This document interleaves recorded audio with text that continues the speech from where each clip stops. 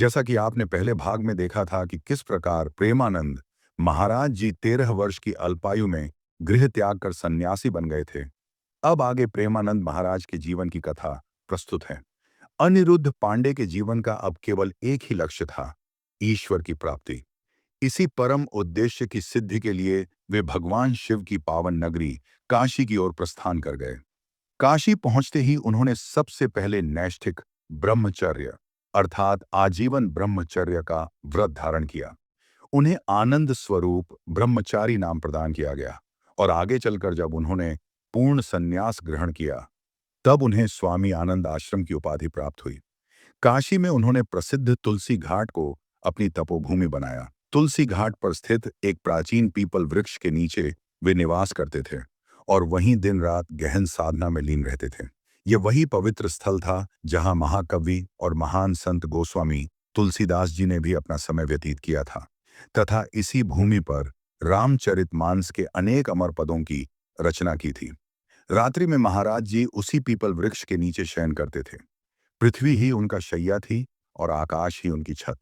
कंबल के स्थान पर वे गेहूंओं की पुरानी बोरियां ओढ़ते थे और कड़ाके की शीत रात्रियों में भी वही उनका एकमात्र आश्रय होती थी। महाराज जी की दिनचर्या अत्यंत कठोर एवं अनुशासित थी। उनका दिन रात्रि के 2 बजे प्रारंभ होता था। पहला गंगा स्नान प्रातः 3 बजे, दूसरा दोपहर 12 बजे तथा तीसरा सायं 6 बजे होता था।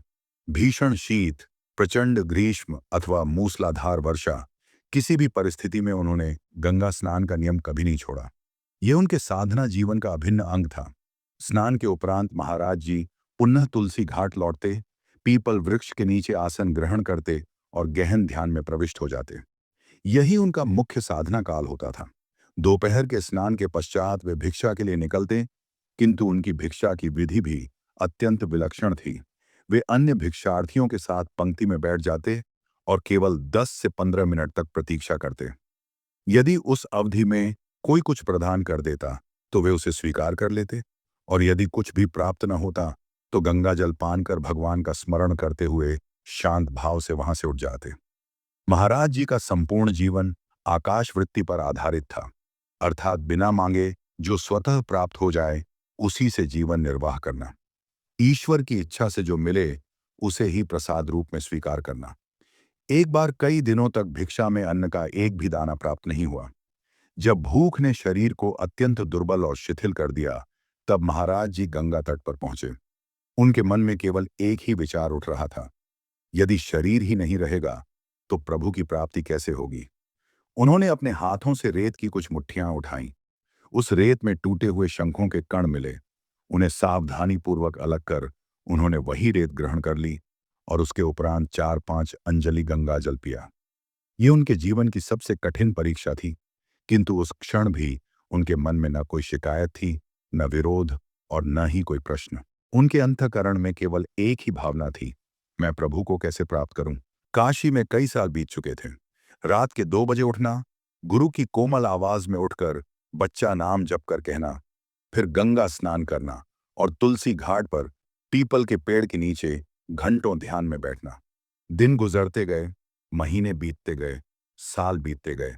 अनिरुद्ध अब स्वामी आनंद आश्रम बन चुके थे। वे नैष्ठिक ब्रह्मचर्य की दीक्षा ले चुके थे, सन्यासी बन चुके थे। लेकिन भीतर कहीं अब भी वही खोज थी, वही प्यास थी, प्रभु के साक्षात्कार की, परम सत्य की। अब महाराज जी को गंगा के घाटों पर शिव उपासना करते हुए कई वर्ष बीत चुके थे। हर दिन उनका ध्यान और उनकी साधना बस महादेव में ही लीन रहती थी। वे अक्सर भगवान शिव से कहते, तत्तूप, आपने तो मुझे सब कुछ समझा दिया है, पर अब मैं आपका प्रत्यक्ष रूप देखना चाहता हूं। धीरे धीरे उनके भीतर यह भावना और प्रबल होती गई। उन्हें लगने लगा कि अब महादेव के बिना रहना संभव नहीं है। और एक दिन जब मन में यह विश्वास गहराई तक उतर गया, तो उन्होंने महसूस किया कि आज महादेव दर्शन देंगे। उस रात मध्य रात्रि में महाराज जी को एक विशाल पीपल के वृक्ष के नीचे भगवान महादेव ने साक्षात दर्शन दिए। घाट की सीढ़ियों पर उनके कदमों की आहट, हाथ में त्रिशूल, गले में रुद्राक्ष, आंखों में असीम करुणा। कोई दिव्य प्रकाश नहीं, कोई चमत्कार नहीं, बस जैसे एक पिता अपने पुत्र से मिलने आया हो। महाराज जी की आंखों से आंसू बहने लगे। वे कांपते हुए महादेव को दंडवत प्रणाम करने लगे। कुछ क्षण तक महादेव मौन खड़े रहे, फिर धीरे से मुड़कर वापस चले गए। लेकिन जाते समय उन्होंने सब कुछ अपने साथ नहीं लिया। वे प्रेम छोड़ गए और महाराज जी के हृदय में वृंदावन का बीज बो गए। एक दिन अचानक महाराज जी के हृदय में भगवान महादेव की कृपा से एक विचार उठता है, कैसा होगा वृंदावन?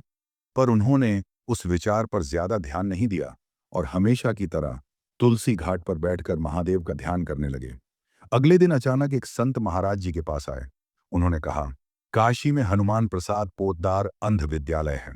वहां दिन में श्री राम शर्मा आचार्य जी की चैतन्य लीला और रात में रासलीला का आयोजन हो रहा है। महात्मा, चलिए दोनों लीलाओं का दर्शन करने चलते हैं। महाराज जी ने कभी रासलीला नहीं देखी थी। उनका स्वभाव एकांत प्रिय, ध्यानमग्न और शांत था। उन्होंने मुस्कुराकर कहा, आप जाइए, मुझे इसकी आवश्यकता नहीं है। परंतु बाबा जी कहाँ मानने वाले थे। उन्होंने फिर आग्रह किया, अरे महात्मा, श्री धाम वृंदावन से कलाकार आए हैं। पूरे 1 महीने तक यह लीला चलेगी। चलिए दर्शन कराते हैं, बड़ा आनंद मिलेगा। महाराज जी ने थोड़े कठोर स्वर में कहा, आप जाना चाहें तो जाइए, मुझे इसकी कोई आवश्यकता नहीं है। मैं अपने ध्यान में ही प्रसन्न हूं। आप मुझे क्यों बार बार परेशान कर रहे हैं? लेकिन वह संत डटे रहे। अरे महात्मा, बस एक बार मेरी बात मान लीजिए, एक बार मेरे कहने पर चलिए, फिर दोबारा नहीं कहूंगा। महाराज जी ने गहराई से उनकी आंखों में देखा और मन ही मन सोचा, शायद इसमें महादेव जी की कोई इच्छा हो। ऐसा सोचकर उन्होंने संत की बात मान ली और उनके साथ लीला दर्शन के लिए चल पड़े, बिना यह जाने कि यह यात्रा उनके जीवन का सबसे बड़ा मोड़ बनने वाली थी। दोस्तों, यहां से वृंदावन की यात्रा शुरू होती है, जिसके बारे में आप पार्ट 3 में जानेंगे। तो दोस्तों, अगर आपने अभी तक चैनल सब्सक्राइब नहीं किया है, तो जल्दी से कर लीजिए। ये आपके लिए बिल्कुल फ्री है, लेकिन हमारे लिए ये बहुत मायने रखता है। तो चैनल को सब्सक्राइब करें और हमारे साथ इस सफर में शामिल हों।